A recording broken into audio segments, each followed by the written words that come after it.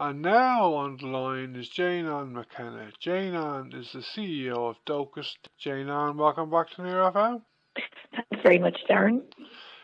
Jane, I contacted you to do this interview today to talk about two main issues. Could you start off by telling our listeners today about what happened in the recent budget in terms of overseas development assistance? And can you tell us if you and Dóchas are happy with what has been allocated by Ireland for next year? Sure. So in the recent budget, there was an announcement of an increase of about 30 million for overseas development assistance to be spent on humanitarian assistance, food security, and other humanitarian, I suppose, related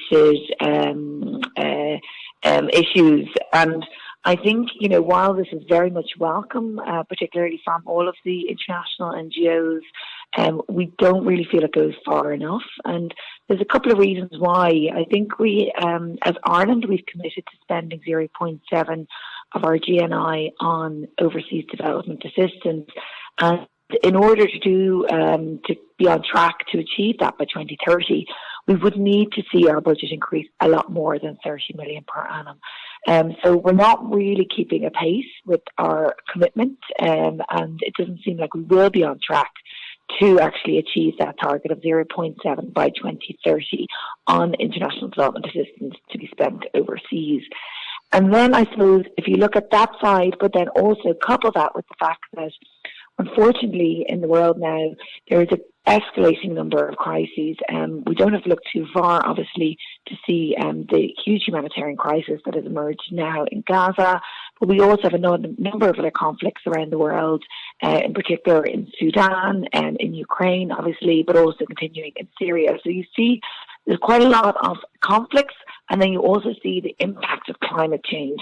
So in many of the places where Dóchas members work, we see that the impact of climate change is directly impacting people's lives and their food security.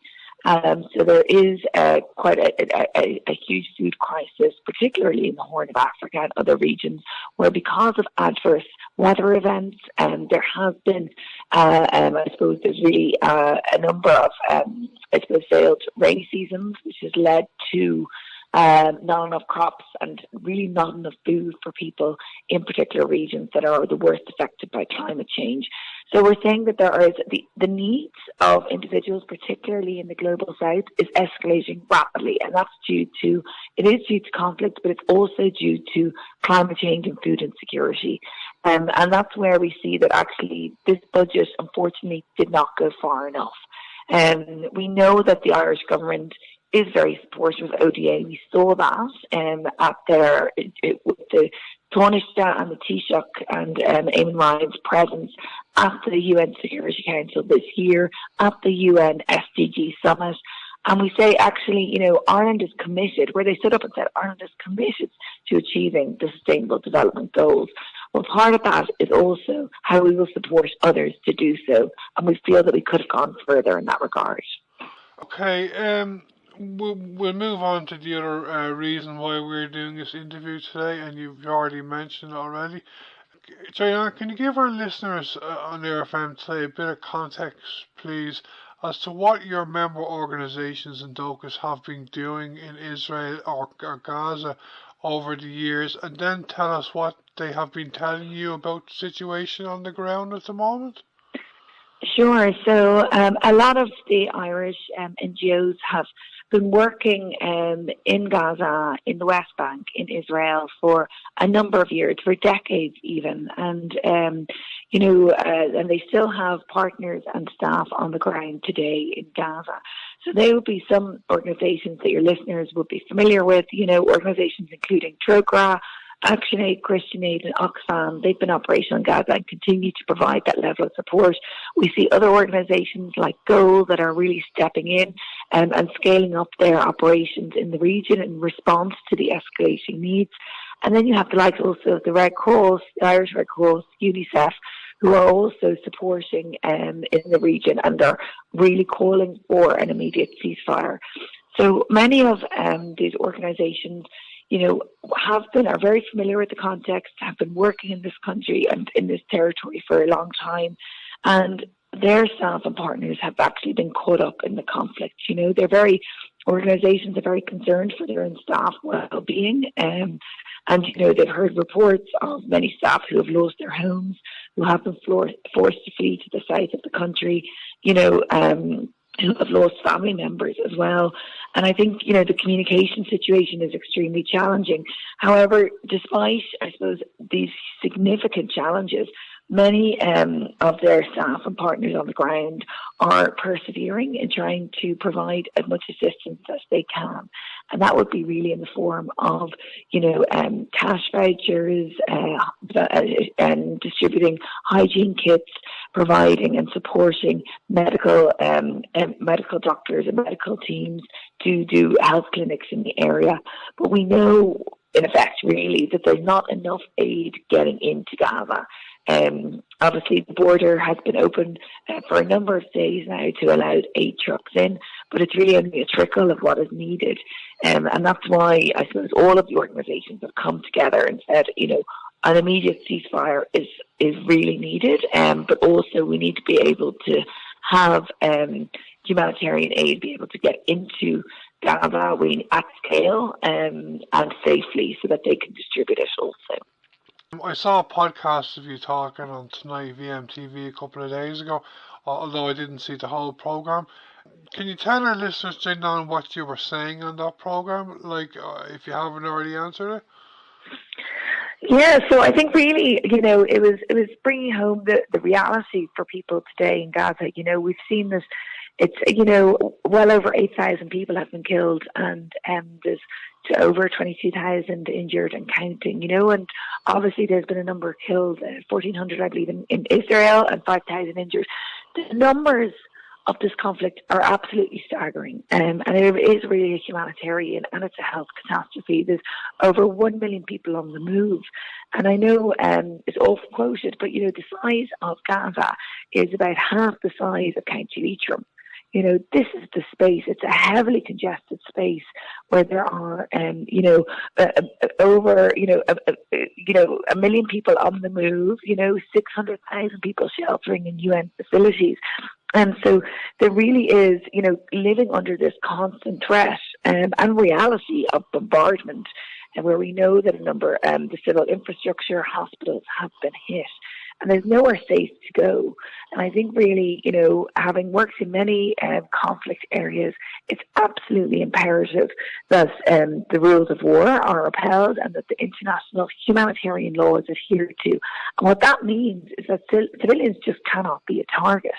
And we need to ensure that both civilians and civilian infrastructure, so the likes of schools and hospitals, are protected from any attack and any bombardment.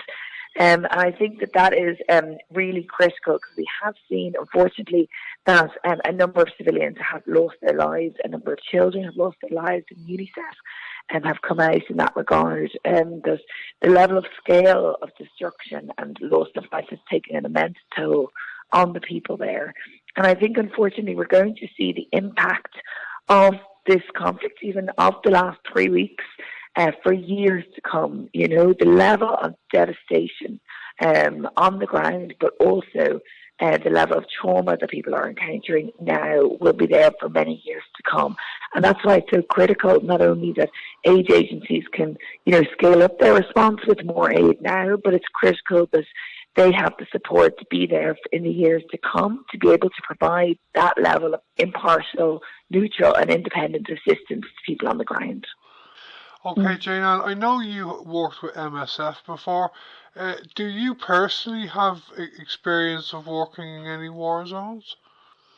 So I did. I've worked in many areas in Sri Lanka during the end of the conflict there back in 2010, but also more recently in Afghanistan, and spent a lot of time in the Helmand region and Kandahar. And during that time, that I was there was regular airstrikes that were happening, and there was a significant amount of bombardment. And, you know, it was important when we were running the hospitals that the hospitals there were not a target, and that any sort of civilian infrastructure and civilians were not a target. And that is, you know, that is really critical in any conflict area that I've worked with, that there has to be measures put in place to ensure that civilians are not targeted and that they are protected. It needs to go further to ensure that they are protected in those circumstances. And that's really what we're calling for in Gaza. That, you know, it's a very small, geographically small space. It's extremely congested. It always has been, and that it is very, you know, if there is continued bombardment, there will be a continued loss of life of civilians on the ground, and that's why we believe that a ceasefire is so imperative right now. Okay, Jane, to come towards the end of our interview, I think or believe that a lot of people think that war in general is an exciting thing. But I've heard it said over years, the quote that war is always an evil context. Would you agree with that sentiment when it comes to humanitarianism in general, Jane? Well, yeah, I think that for many humanitarian and development organisations, you know, our role really is around delivering, is, you know, not necessarily taking sides, deciding who's right or wrong in a conflict. It's really around being the kind of impartial, neutral body to be able to support the people that are most affected by conflict and by war. And I think it's really the role of international NGOs to illustrate and to demonstrate that impact and to let the world know, you know, the devastation that has been caused and the impact on people who are living there on their lives. And it's really, you know, that can be used as a way to inform politicians on all sides and other stakeholders of, you know, the true horror of war and the true horror and the human toll that it takes. And I think it's really around, that's the key role that international aid agencies do, to provide assistance on the ground in a neutral, impartial and independent way, and also then to speak very honestly about what they witness, what they see on the ground. And we are hearing those reports directly from aid workers who are in Gaza today, who are seeing the atrocities and who are seeing actually the level of human suffering that is existing. And I think it's really our role as international NGOs to speak about that level of human suffering that is happening as a result of the war and call for a cessation of hostilities. Yeah.